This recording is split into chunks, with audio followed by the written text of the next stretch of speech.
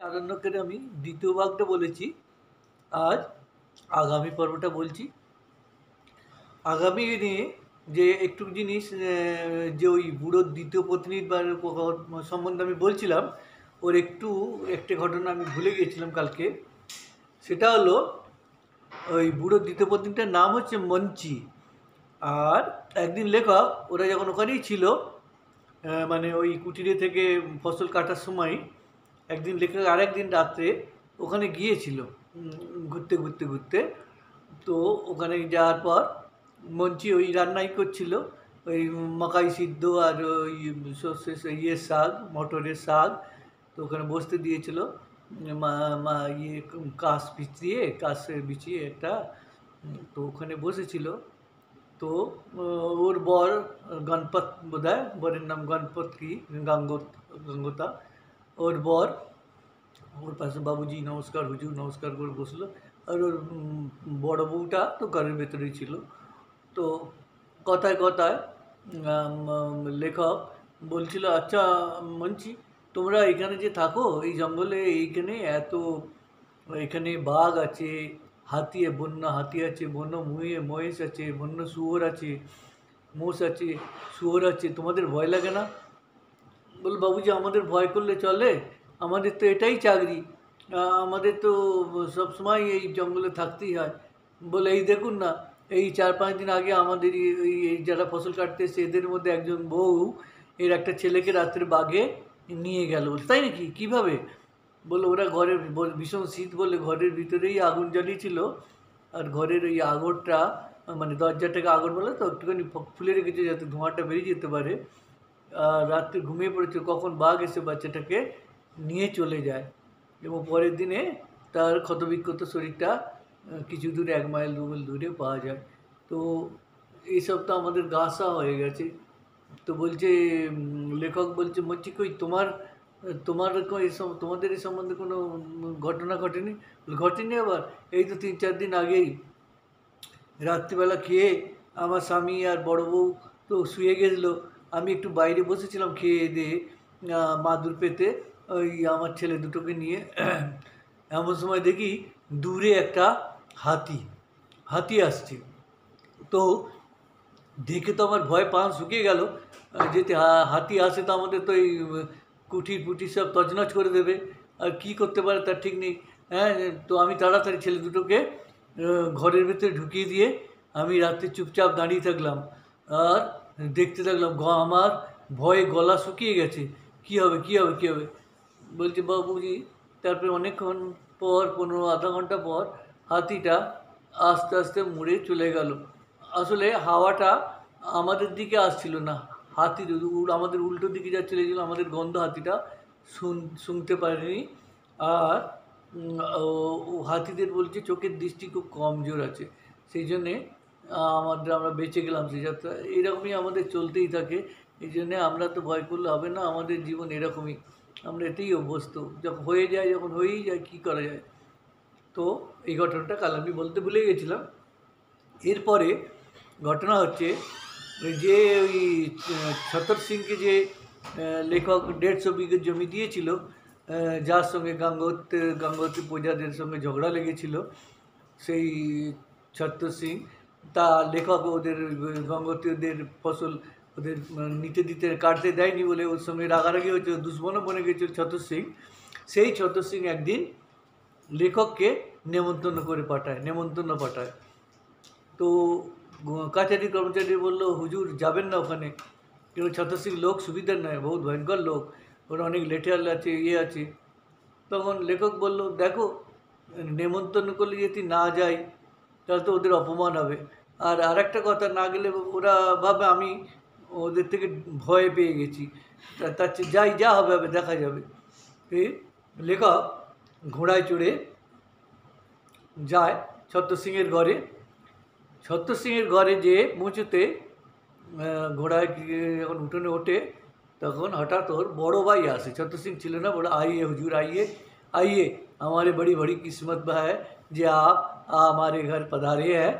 তো ছত্তর সিং আর লেখকের সম্মানে ওরা দুটো খালি ফায়ার করে বন্দুক দিয়ে। আর তারপরে বলে আসুন হুজুর ঘরে বসুন, বলে একটা কাঠের চেয়ার পেতে বসিয়ে দেয়। এবং কিছুক্ষণ পর ছত্র সিং আসে। ছত্র সিং এসে বলে আইয়ে হুজুর আইয়ে মেরে বড় ভাগ গায়ে, বলে আসুন আমার ঘরে দেখবে। আসুন দেখি ছত্র সিংয়ের ঘরে, একটা ঘরে উঠোনে তো এত গোলা ভরা ধান চাল সব, চারিদিকে সর্ষে মটর ভরা পড়া পড়ে পড়ে আছে। একটা ঘরে পেতল কাঁসার বাসনে ভর্তি, একটা ঘরে বন্দুক এইসব, বন্দুক গোলা বারুদ এই লাঠি টাঠি বর্ষা তলোয়ার। আর একটা ঘরে বড় বড় সিন্ধুকে, ওগুলো সোনা চাঁদি সব আছে এর মধ্যে। সে ওর ঐশ্বর্য দেখাতে থাকে। তো লেখক, তারপরে লেখক বললো ঠিক আছে ঠিক আছে ঠিক আছে, আমাকে আর কী করবে, আমি যে জন্য এসেছি তাড়াতাড়ি খেয়ে আমার কাজ আছে কাছারিতে, তুমি খাওয়ার ব্যবস্থা করো। তারপরে ছত্র সিং খাওয়ার ব্যবস্থা করলো। এদিকে না, ও ছত্র সিংয়ের ঘরের চারিদিকে এত ভিড়।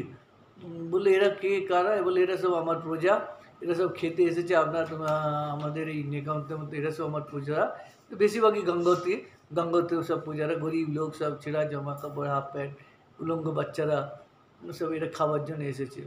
তো লেখক এই খেতে দেয় ওই বড় বড় লুচি, দেশি ঘিয়ের, তারপরে ওই বন্ধু দুলের মানে বনের পোড়লের তরকারি, টক দই গুড় এইসব দিয়েছে, মধ্যে টোদে এইসব দিয়ে খেতে দেয়। ওদের ওখানে বিহারে এইসবই পাওয়া যায়।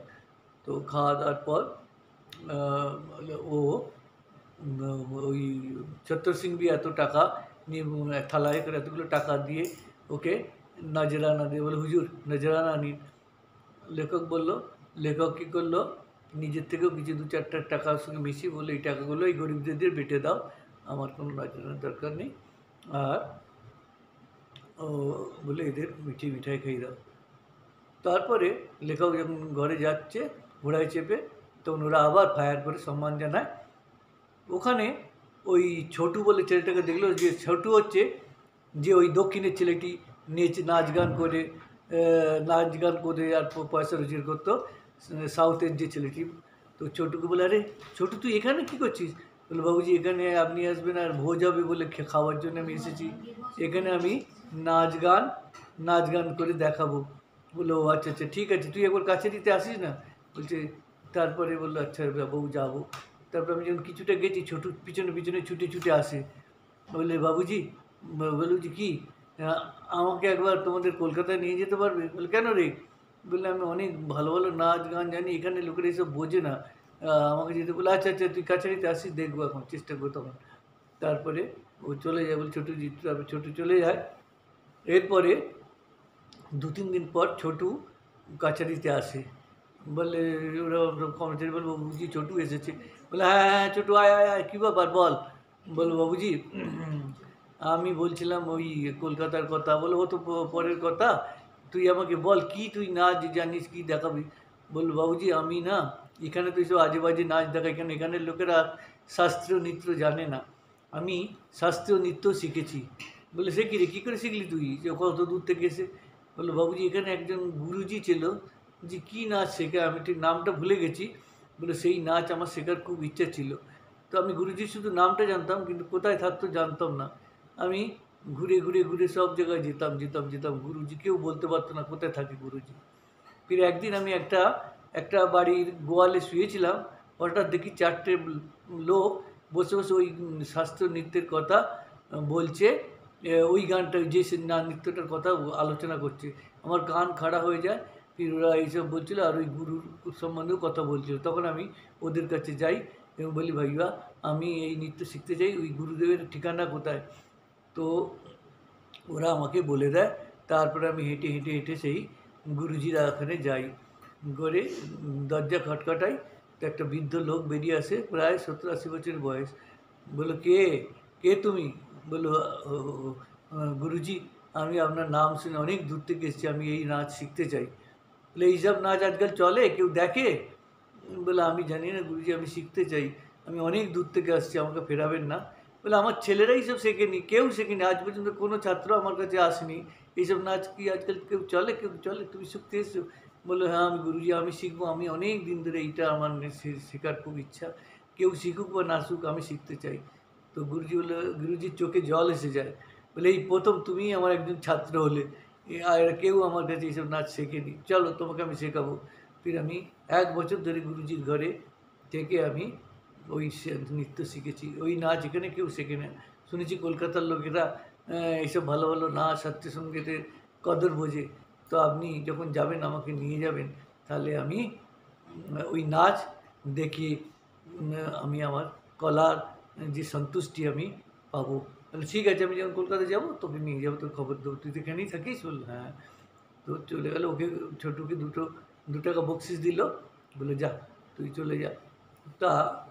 তারপরে কি হলো, এদিকে কাছারির থেকে মাইল 20-30 দূরে জরিপের কাম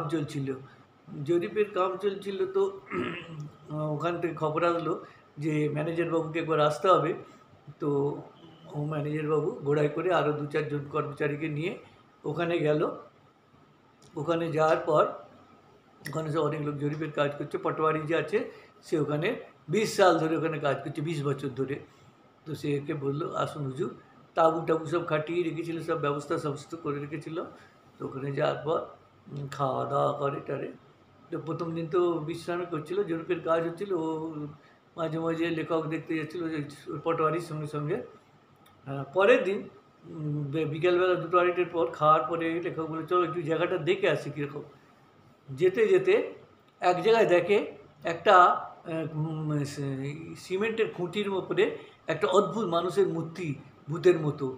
তো পাটোয়ারিকে বললো এটা কী জিনিস? এটা এখানে রাজার পুরনো এখানকার জঙ্গলের রাজা ছিল, তার এই সীমানার একটা মূর্তিরাম চারদিকে আছে, যেটা রাজার রাজত্বের সীমানা আছে। বলে এখানে ওই রাজাটা আছে নাকি? বললো হ্যাঁ আছে, কিন্তু রাজপাট আর কিছু নেই। এরা ব্রিটিশের সঙ্গে ব্রিটিশের সঙ্গে কোম্পানির সঙ্গে লড়াই করে সর্বস্বই শেষ হয়ে গেছে। তবে রাজামশাই এখনও আছেন এবং তার ঘরটারও আছে। বলে চলো রাজামশাইয়ের সঙ্গে দেখা করে আসি।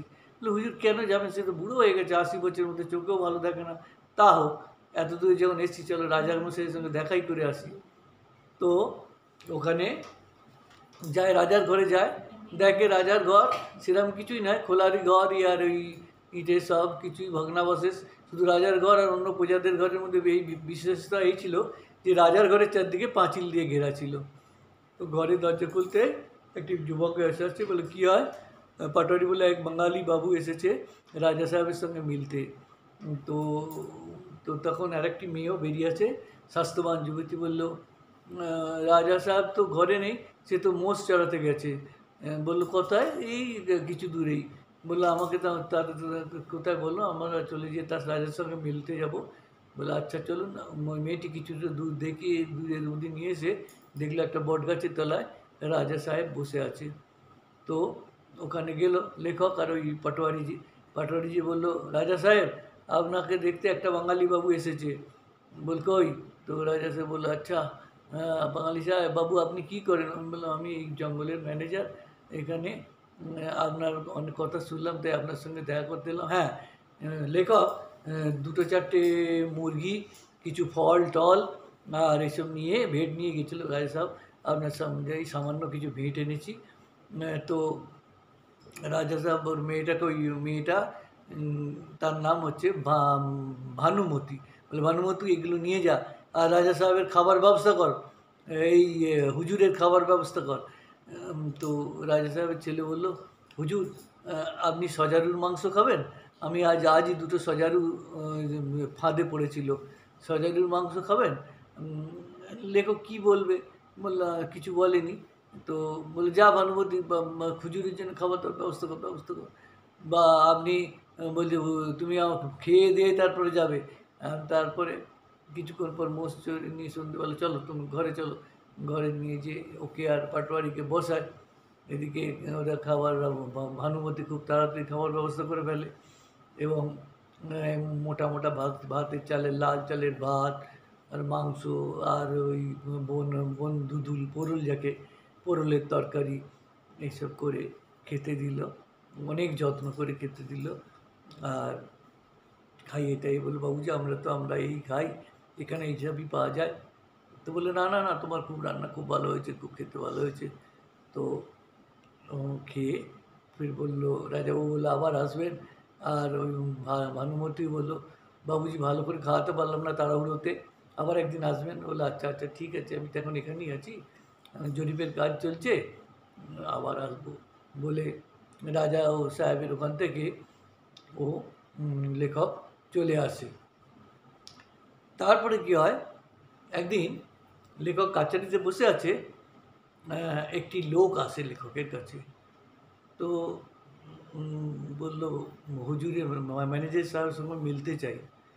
বলল কে? বলতো কে? তুমি কি চাও? চাকরি চাও, জমি চাও, কি চাই? হুজুর না আমি কিছু চাই না। তো আমি আপনাকে কবিতা শোনাতে চাই। হ্যাঁ, কবিতা শোনাতে চাও? সে কি? বললে হ্যাঁ হুজুর আমি কবিতা লিখি, কবিতা শোনানোর এখানে লোকই পাই না। আপনি শুনেছি বাঙালি বাবু, না আপনারা সব কবিতা ফবিতার মর্ম বোঝেন, তাই আপনাকে শোনাতে চাই। আচ্ছা শোনাও। সে তো কবিতা শোনাতে লাগলো। সে লোকটার নাম বলছে, তোমার নামটা কি? বললো আমার নাম ভেঙ্কটেশ। বললো নাম তো সাউথের মতো, আর তুমি তো এত সুন্দর হিন্দি বলো। বলে আমার জন্ম এখানেই হয়েছে, তাই জন্য আমি খুব, লেখক বলছে আমি তো ওই দেহাতি হিন্দি আর বাঙালি এরা মিলিয়ে কথা বলি, এত সুন্দর হিন্দি আমি তো কোনোদিন শুনিনি। তো সে কবিতা বলতে লাগলো, এত শুদ্ধ এত সুন্দর কবিতা, কিন্তু আমি তো কিছুই বুঝতে পারছিলাম না, মানে শুদ্ধ হিন্দি তো আমি বুঝি না। যাই হোক 2 ঘন্টা কবিতা বলার পর আমি বললাম খুব ভালো। বলল বাবুজি কেমন লাগলো? আমি বললাম খুব ভালো, খুব ভালো। আলোকে আমি বুঝতেই পারিনি, তবুও আমি বললাম খুব ভালো, খুব ভালো, খুব ভালো। তো বললো বাবুজি আপনাকে শুনিয়ে আমার খুব আনন্দ হলো, এতদিন পর এই বন বাঁধারে তো কেউ এসে বুঝে না। বললো ঠিক আছে ঠিক আছে, তোমার খুব ভালো হয়েছে। আমার তো খুব খুশি হয়ে চলে গেল। চলে যাওয়ার পর দু তিন দিন পর আবার ওই কবিটা এলো। বল বাবুজি আমার ঘরে একবার আপনাকে পায়ের ধুলো দিতে হবে, আমার বউ আপনার জন্যে নেমন্তন্ন করে পাঠিয়েছি। বলে সে কি? বলে হ্যাঁ হ্যাঁ আপনি চলুন। তো লেখক বললো চলো তোমার যখন ইচ্ছে হয়েছে। তো ওখানে গেল। ওখানে যাওয়ার পর ওকে একটা চৌকিতে বসালো। দেখলো লোকটার অবস্থা টবস্থা বেশ ভালো, ঘর ভর সব ভালো, আর ওর বউয়ের খুব স্বাস্থ্যবান সুন্দর দেখতে, আর গরু মোষ আর জমি জমা কিছু কোনো কমি নেই, বেশ ভালোই দেখলাম। ঘর দর আশেপাশে পড়োশিরাও রয়েছে। ওকে বসালো। তারপরে কিছুক্ষণ পর খাবার ব্যবস্থা করলো। ওই ভাত তরকারি, পটলের তরকারি, দই, মিষ্টি, অনেক কিছু করে খাইয়ে লাস্টে আবার কি করেছে, ওর বউটা দরজার আড়ালেই সব ছিল। তারপরে কি করলো, একটা কাপে একটা বাটিতে দই, আর একটা দই দিয়ে গেল। তার মধ্যে লাল রঙের কী ছিল মেশানো আর কি ছিল। তো লেখক বলল বাবুজি এই দইটার মধ্যে ভাং আছে আর লঙ্কা গুঁড়ো আছে, সাবধানে খাবেন। সে কি? কেন? বলে আমার বউ আপনার সঙ্গে মজাক করছে, আপনার যাতে ঝাল লাগে আর ভাং খেয়ে আপনার মাথা ঘুরে না যায়। আপনি দেখুন এইটা খাবেন কি খাবেন না এটা আপনার উপরে, আমি বলে দিলাম কিন্তু। তো লেখক বলে তাহলে তো আমাদের 3জনই খেতে হবে, ভাং আর মির্চি, আমার আর তোমার বউকে তো ওকেও ঝাল লাগবে, তো বুঝিয়ে দেবো ঝালের যে কত কষ্ট, তোমাদের 3জনকেই খেতে হবে তাহলে এটা। তো তখন তার লেখকের কথা বললো নাহলে আমি তো খাবোই না তোমাদের এই জিনিস। তখন ওরা 3জনই খেলো। আর 3জনে খাওয়ার পর লেখকের বউ তখন সংকোচ কেটে গেছে, এসে একটা ঘরের বানানো পেড়া নিয়ে এসছে একতলা। বললো হুজুরের ঝাল লেগে মুখ জ্বলে যাবে, তাই জন্য আমার ঘরের বানানো পেড়া, এটা খান।